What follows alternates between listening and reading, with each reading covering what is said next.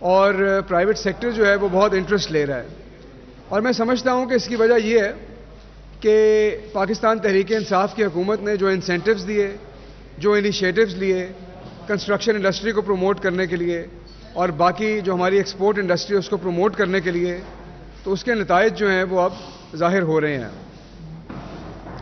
وزیر اعلیٰ پنجاب عثمان بزدار صاحب کا ویژن ہے کہ ہم نے پنجاب کو نجی سرمایہ کاری کا گہوارہ بنانا ہے اور اس کا سینٹر بنانا ہے. اور اس سلسلے میں ان کی زیر قیادت حکومت پنجاب نے بہت سارے کام کیے ہیں. اس وقت پنجاب بھر میں 10 اسپیشل اکنامک زونز پہ کام ہو رہا ہے، جس میں سے 9 حکومتی ہیں اور 1 پرائیویٹ سیکٹر کا ہے. اس کے علاوہ وزیر اعلیٰ پنجاب نے حال ہی میں انویسٹمنٹ فیسیلیٹیشن سیل کا قیام عمل میں لایا ہے، جو ان کے دفتر کے تحت کام کر رہا ہے. اور اس فیسیلیٹیشن سیل کا کام یہ ہے کہ جو سرمایہ کار پنجاب میں آئیں ان کو در در بھٹکنا نہ پڑے اور ان کے ہر کام کے لیے وزیر اعلیٰ سیکریٹریٹ خود ان کی مدد کرے. اور اس سیل کا فیڈ بیک بہت اچھا آ رہا ہے، کیونکہ انویسٹرز جو پیسہ لے کے ہمارے صوبے میں آ رہے ہیں ان کو لگتا ہے کہ وہ اپنے گھر آئے ہیں اور ان کو لگتا ہے کہ ان کی داد رسے کے لیے وزیر اعلیٰ پنجاب خود موجود ہیں، اور اس سے ان کی بہت حوصلہ افزائی ہو رہی ہے. اس کے علاوہ ہم لوگوں کا بہت بڑا فوکس انیبلنگ بزنس انوائرمنٹ کے اوپر ہے. اور بہت سارے کاروبار ایسے تھے، بہت سارے سرمایہ کار ایسے تھے کہ جب وہ صوبے میں آتے تھے تو وہ یہ کہتے تھے کہ جی ہمیں لاتعداد کاغذوں سے، NOC سے، ریڈ ٹیپ سے گزرنا پڑتا تھا. اور اس ریڈ ٹیپ کو ختم کرنے کے لیے جو ایک انقلابی قدم وزیر اعلیٰ پنجاب نے لیا ہے وہ زیرو NOC رجیم ہے. اور اس زیرو NOC رجیم کی ہم جتنی بات کریں اتنا کم ہے، کیونکہ اس کے اندر جو دنیا بھر کے ترقی یافتہ ممالک میں ریگولیشنز تھے وہ ہم پاکستان میں لے کے آئے، اور اس کو کہا جاتا ہے رسک بیسڈ ریگولیٹری رجیم. اس کے اندر ہم نے جو تمام بزنس ایونیوز تھے ان کو 3 کیٹیگریز میں ڈیوائڈ کیا، اور جو لو رسک بزنسز ہیں یعنی کہ جن کے آنے سے کسی قسم کے نقصان کا احتمال نہیں، ان کو آٹومیٹک NOC گرانٹ کرنے کا فیصلہ کر دیا گیا اور وہ ہونا شروع ہو گیا. اسی طرح وہ کاروبار جو مڈل رسک ہے یا میڈیم رسک ہیں اس کے لیے بھی پریزمپٹیو بیسس کے اوپر فوراً NOC کا اجرا ہو جاتا ہے. اور جو تیسری کیٹیگری صرف رہ گئی چند بزنسز کی، اس کے لیے اب آپ کو NOC کا باقاعدہ اپلیکیشن دینا پڑے گی اور اس کو انتظار کرنا پڑے گا، اور اس کے اندر بھی ایک ٹائم لمٹ لگا دی گئی ہے تاکہ جو سرمایہ کار ہیں وہ انتظار نہ کرتے رہ جائیں. تو یہ وہ چیزیں ہیں جس کی وجہ سے پنجاب میں انشاءاللہ آنے والے دنوں میں سرمایہ کاری کو مزید فروغ ملے گا. اور اس طرح کی بہت ساری ایکسپوز کے لیے آپ لوگ تیار ہو جائیں، کیونکہ پنجاب جو ہے اب اس میں صرف ایکسپوز ہوں گی، اس میں انویسٹمنٹ کے جو ایونٹس ہوں گے، اس کے اندر گلوبل ایونٹس ہوں گے، اور انشاءاللہ جہاں پہ حکومت 1 روپیہ ڈالے گی وہاں پہ پیچھے پرائیویٹ سیکٹر 10 روپے ڈالیں گے. اس کو انگریزی میں کراؤڈنگ ان پرائیویٹ انویسٹمنٹ کہا جاتا ہے، اور یہی وزیر اعلیٰ پنجاب کی پالیسی ہے. ایک اور طرف میں آپ کو لے چلوں، اور کیونکہ جو انویسٹمنٹ ہے یہ آپ کو ہر جگہ نظر آئے گی، اور ایک طرف تو ہیلتھ کارڈ کے اندر آپ نے دیکھا کہ اب جو پالیسی آئی ہے اسے پرائیویٹ سیکٹر میں انویسٹمنٹ آنے لگی ہے، کیونکہ پرائیویٹ سیکٹر کے لیے مارکیٹ کھل چکی ہے. اور وہ علاقے جہاں کے لوگ پہلے صرف سرکاری علاج کراتے تھے، پرائیویٹ سیکٹر کو یہ پتہ چل گیا ہے کہ اگر ہم یہاں جائیں گے تو ایک بہت بڑی مارکیٹ بن گئی ہے. اور پنجاب میں آج وہ لوگ جن کو سرکاری ہسپتالوں میں اپنے علاج کے لیے کئی مہینے انتظار کرنا پڑتا تھا، آج وہ ڈاکٹرز ہاسپٹل سے اپنی اینجیوپلاسٹیاں کرا رہے ہیں، آج وہ حمید لطیف ہاسپٹل سے اپنی اینجیوگرافی کرا رہے ہیں. اور یہ وہ ہسپتال تھے جن کے دروازے آج سے پہلے کبھی غریبوں کے لیے نہیں کھلے تھے، لیکن آج جو شخص چاہتا ہے، جو پنجاب کا شہری چاہتا ہے، وہ وزیر اعظم عمران خان اور وزیر اعلیٰ پنجاب کے دیے گئے صحت کارڈ کے ذریعے ادھر جاتا ہے اور وہ دروازے جو ہیں اس کے لیے کھل جاتے ہیں. تو یہ ایک صحیح معنوں میں انقلاب ہے، اور یہ پرائیویٹ سیکٹر کے لیے بھی انقلاب ہے کہ وہ بھی اپنی انویسٹمنٹ لائیں گے. اسی طرح آپ کو پتہ ہے کہ لا اینڈ آرڈر جو ہے وہ بھی وزیر اعلیٰ پنجاب کی ایک اہم پرائرٹی ہے، اور کل انہوں نے پنجاب فورینزک سائنس ایجنسی کی جو نئی ٹریننگ لیب ہے اس کا افتتاح کیا. یہ نئی ٹریننگ لیب جو ہے یہ 1 ارب 90 کروڑ روپے کی خطیر رقم سے قائم کی گئی ہے، اور اس کے اندر اس ٹریننگ لیب کے اندر 16 لیبارٹریز ہیں، بہت بڑے ہالز ہیں، کانفرنس ہالز ہیں. اور اس کا مقصد کیا ہے؟ میں کل لوگوں کے بیان سن رہا تھا، ہمارے جو اپوزیشن کے بیان ہیں، اور ان کو لگ رہا تھا کہ شاید یہ منصوبہ بھی ان کے محبوب قائد نے بنایا ہے، اور میں سوچ رہا تھا کہ اگر ان کا بس چلے تو یہ قرارداد پاکستان کو بھی شہباز شریف صاحب کے کھاتے میں ڈال دیں. لیکن یہ جو ٹریننگ لیب ہے یہ میں ان کی پوری پارٹی کے گوش گزار کر دوں کہ فورینزک سائنس ایجنسی پہلے سے قائم تھی اور اس کے اوپر ایک state of the art training lab بنائی گئی ہے تاکہ یہ جو ہم فارن ایکسچینج خرچ کرتے تھے اور پورا ملک خرچ کرتا تھا اپنے لوگوں کو باہر ٹرین کروانے پہ، وہ بچ سکے اور ہمارے لوگ جو ہیں ہمارے پاس ٹرین ہوں. اور اب اس ٹریننگ جو ہماری لیب ہے، اس لیب سے نہ صرف ہم اپنی ایجنسی کے لوگوں کو ٹرین کریں گے بلکہ ہماری جو فیڈرل گورنمنٹ کی ایجنسی ہے اس کو بھی ٹرین کریں گے. Punjab food drug and regulatory authority ہے، اس کے لوگ بھی ادھر سے ٹرین ہوں گے. بلکہ خیبر پختونخوا، بلوچستان اور سب سے بڑھ کے سندھ، ان کی جو فورینزک لیبارٹریز کے لوگ ہیں ان کو بھی ہم لاہور میں ٹرین کریں گے. تو یہ سندھ کے عوام کے لیے بھی ہمارا تحفہ ہے، اور وہ کام جو برسا برس میں سندھ کی حکومت اور پیپلز پارٹی کی حکومت نہ کر سکی، وہ چلیں پنجاب کے بھائیوں کی طرف سے ان کے لیے فیسلٹی ہے جس میں ان کے لوگ آ کر ٹرین ہو سکتے ہیں. اور اس میں ہمیں یورپین یونین نے یہ بھی انڈیکیٹ کیا ہے کہ وہ سری لنکا اور باقی ممالک سے جو لوگ ہیں وہ بھی اس لیبارٹری میں لائیں گے. اور میں سمجھتا ہوں کہ ہمارے ملک کے لیے اور ہم سب کے لیے یہ فخر کا مقام ہے. اور ابھی میں آتے ہوئے دیکھ رہا تھا کہ گزشتہ 2 روز سے تیز بارش ہو رہی ہے اور لاہور میں بھی اس وقت بارش کا سماں ہے، لیکن مجھے کچھ اداسی سے محسوس ہوئی کیونکہ مجھے کوئی شخص ہیٹ پہن کے، لانگ بوٹ پہن کے پھرتا نظر نہیں آیا کہ وہ کھڑے پانی میں اپنی تصویریں کھنچوائے، کیونکہ پانی نہیں کھڑا ہوا تھا. اور جہاں جہاں ہمارے under ground storm water storage tanks ہیں وہاں پہ تو پانی نہیں کھڑا ہوا، اور جہاں پہ ابھی بن رہے ہیں وہاں پہ بھی ہم نے واٹر کو پمپ کرنے کا نظام جو ہے وہ قائم کیا ہے.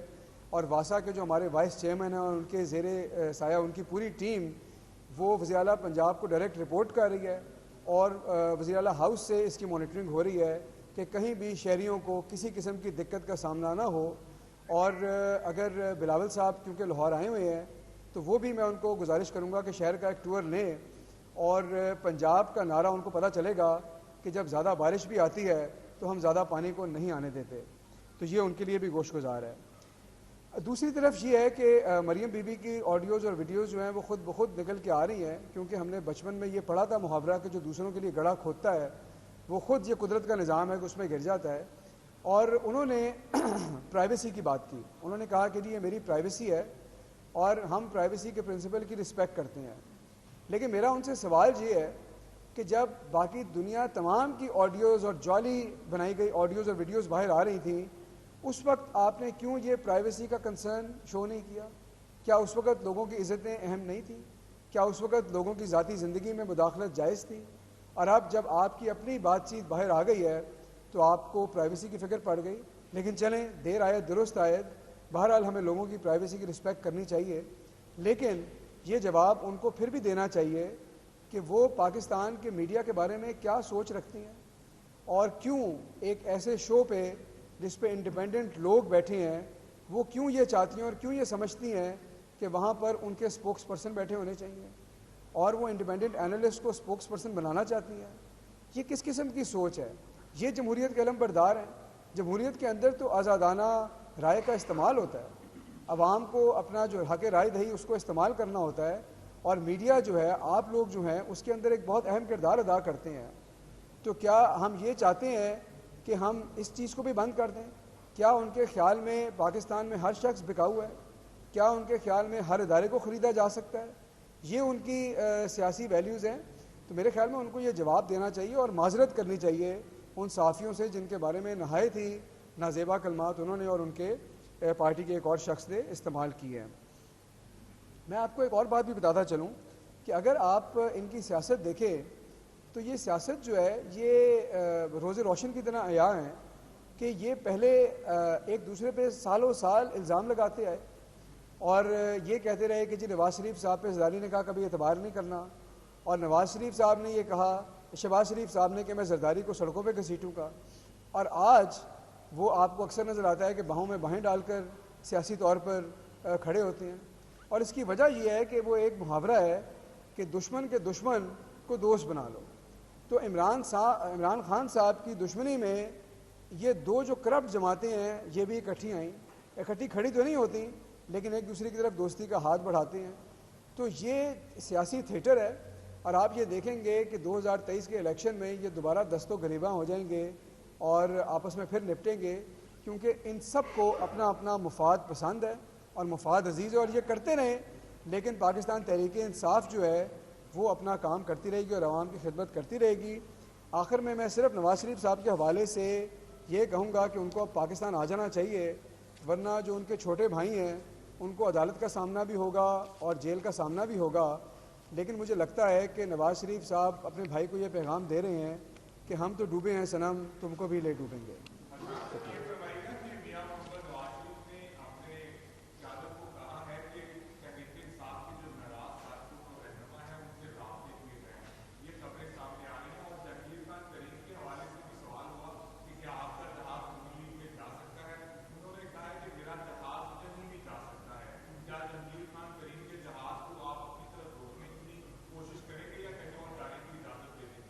آپ کا جو سوال ہے وہ میاں نواز شریف صاحب کے اس بیان کے بارے میں ہے کہ جو تحریک انصاف کے ناراض کچھ لوگ ان پہ فوکس کیا جائے اور جہانگیر ترین صاحب کے حوالے سے۔ میں آپ سب لوگ کسی زمانے میں بچے بھی تھے اور اسکول جاتے تھے، اور آپ سب کی کلاسوں میں آپ نے دیکھا ہوگا کہ ایک بچہ ایسا تھا جو خود محنت نہیں کرتا تھا اور نہ اپنے اسکول کا کام کرتا تھا، اور امتحان کے وقت اس کی ساری توجہ ساتھ والے بچے کی کاپی پہ ہوتی تھی۔ تو یہ اس پالیٹکس سے نکلنا پڑے گا، اب سیاسی قیادت کو میچور ہو جانا چاہیے۔ آپ مسلم لیگ نون اگر سیاست کرنا چاہتی ہے تو یہ بتائے ان کا کیا ایجنڈا ہے۔ ان کی ساری توجہ جو ہے پاکستان تحریک انصاف کی طرف ہے کہ ہمارا کون سا ناراض کارکن ہے، کیسے اس کے اندر وہ آ سکتے ہیں، کیسے کسی شخص کو توڑ سکتے ہیں۔ ان کا بیانیہ ختم ہو چکا ہے لگتا ہے، ان کے پاس سوائے پاکستان تحریک انصاف کے بندے توڑنے کے خواب دیکھنے کے علاوہ کوئی چیز نہیں بچی۔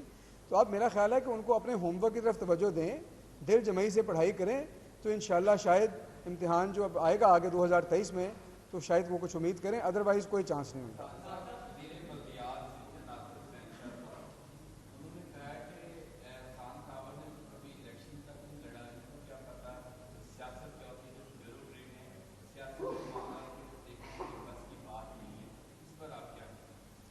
دیکھیے میں آپ کو ایک بات کہوں کہ میرا تعلق بالکل بیوروکریسی سے کئی سال پہلے تھا، لیکن میں آپ کو اگر اجازت دیں تو اپنے بر صغیر کی ہسٹری سے ایک بات بتا دوں۔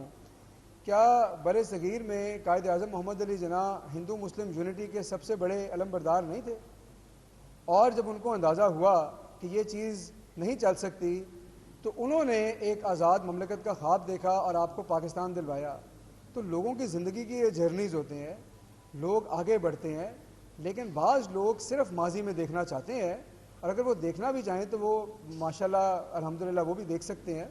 لیکن میں آپ کو یہ بات بتاؤں کہ ان لوگوں کی توجہ جو ہے یہ ہٹانا چاہتے ہیں ہماری باتوں سے۔ اور انگریزی کا ایک محاورہ میں نے پہلے بھی آپ کو یاد کرایا تھا، شوٹ دا میسنجر، کہ جو شخص آپ سے بات کر رہا ہے آپ کو یہ بتا رہا ہے کہ آپ جو بلدیاتی نظام لے کے آئے ہیں وہ سندھ کے پچھلے کئی سال کے فیلیئرز کو مزید پرپیچویٹ کرے گا۔ آپ کوئی پاور اپنے ہاتھ سے دینا نہیں چاہتے، آپ پورا سندھ بیٹھ کر کراچی سے چلانا چاہتے ہیں۔ اس کا تعلق حسان خابر سے نہیں ہے، اس کا تعلق آپ کے بلدیاتی قانون سے ہے، اس کا تعلق آپ کی سندھ کی سیاست سے ہے، اور آپ کی سندھ کی سیاست کراچی کھا چکی ہے، اور آپ اس پہ جواب دیتے ہیں کہ حسان خابر کا تعلق بیوروکریسی سے تھا۔ یہ جواب ہے اس سوال کا، بھائی تھا۔ اگر حسان خابر کو سیاست نہیں آتی آپ سے سیکھ لیں گے، لیکن کیا یہ سیاست آپ سکھانا چاہتے ہیں؟ آپ سیاست کر کے تو دکھائیں اور اس سیاست کا فائدہ لوگوں تک تو پہنچائے، اس کے بعد آپ لوگوں کی بات کریں۔ تو آپ اپنے سوالوں کے جواب دیں، آپ لوگوں پہ انگلیاں نہ اٹھائیں۔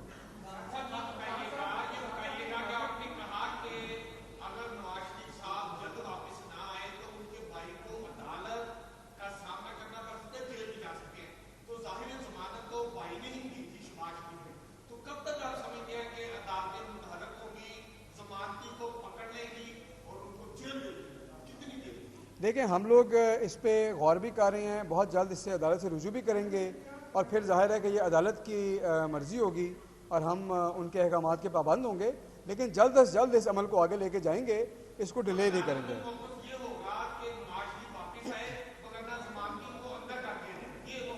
جی دیکھیں یہی قانون کہتا ہے نا کہ ایک شخص نے آنا تھا، اس کا ایک دوسرے شخص نے ضمانت دی، تو اگر وہ واپس آنے کو تیار نہیں ہے تو آپ ضمانتی کو ہی پکڑیں گے۔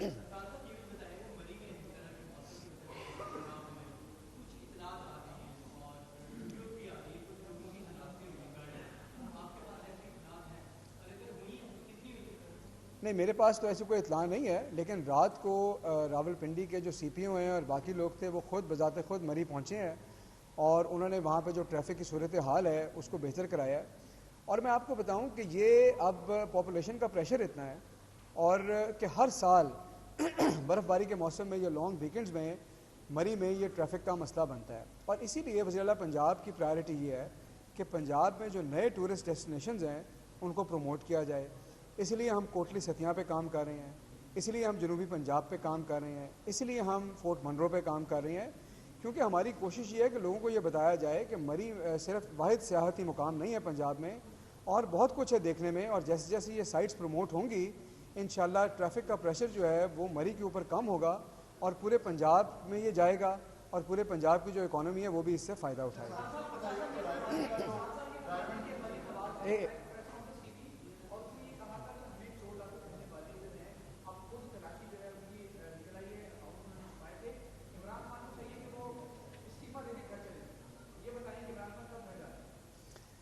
اچھا دیکھیں, یہ جو ہے نا اس ملک کی بدقسمتی ہے, اور بدقسمتی یہ ہے کہ پاکستان تحریک انصاف اس نعرے کے اوپر آئی کہ پاکستان میں برسا برس سے جو دو جماعتیں قابض تھیں وہ کرپٹ تھیں, جس میں پاکستان پیپلز پارٹی اور نون لیگ تھی, مفاد پرستی کی سیاست کرتے تھے اور اربوں روپیہ جو ہے وہ اس ملک سے لوٹ کے لے گئے.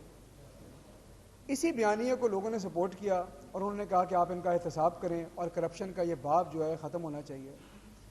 ہونا یہ چاہیے تھا کہ یہ جو دونوں کرپٹ جماعتیں تھیں یہ اپنے پہ لگے کرپشن کے سوالوں کے جواب دیتی, اور اگر جواب نہ دے سکتی تو احساس ندامت کا اظہار کرتی.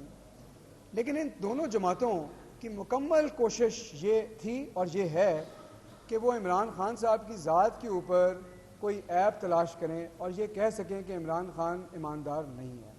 اللہ کے فضل سے عمران خان تو ایک ایماندار شخص ہے اور ان کے خلاف تو کچھ نہیں ملے گا, لیکن ان کے بیانیے کی آپ حقیقت دیکھیں کہ وہ یہ ڈھونڈنا چاہتے ہیں اور لوگوں کو یہ بتانا چاہتے ہیں کہ صرف ہم ہی کرپٹ نہیں, ہمیں آج عمران خان صاحب کی ذات پہ بھی کچھ مل گیا ہے. تو یہ ان کی سیاسی فلسفی ہے, تو یہ ہے بدقسمتی. باقی رہ گئی پاکستان تحریک انصاف کے اکاؤنٹوں کی بات, تو جو اسکروٹنی کمیٹی کی رپورٹ آئی ہے اس نے جو آپ کا پٹیشنر تھا کیا نام اکبر ایس بابر, اس کی پٹیشن کو تو بالکل ملیاں میٹ کر دیا, کیونکہ وہ تو پورا کیس ایک اسپیشل آڈٹ رپورٹ کے اوپر منحصر تھا اور وہ اسپیشل آڈٹ رپورٹ کے بارے میں انہوں نے کہہ دیا کہ اس رپورٹ میں کوئی حقیقت نہیں ہے.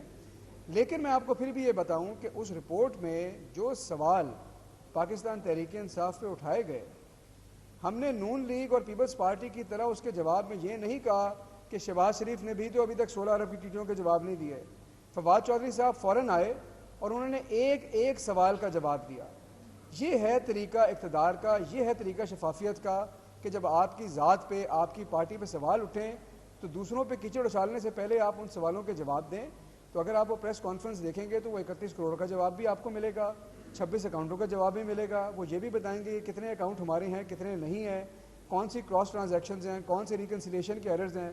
وہ تمام جوابات جو ہیں وہ آپ تک پہنچ چکے ہیں. میرا سوال آپ نے فرمایا محترمہ مریم نواز کے حوالے سے کہ ان کی پرائیویسی ان کو بڑا غصہ آیا کیوں مل کے ہماری بات, اور آپ نے جواب میں کہا کہ وہ بھی تو ایسا ویڈیو لاتی نہیں ہے تو اس وقت پرائیویسی کیوں نہیں ان کو خیال آیا.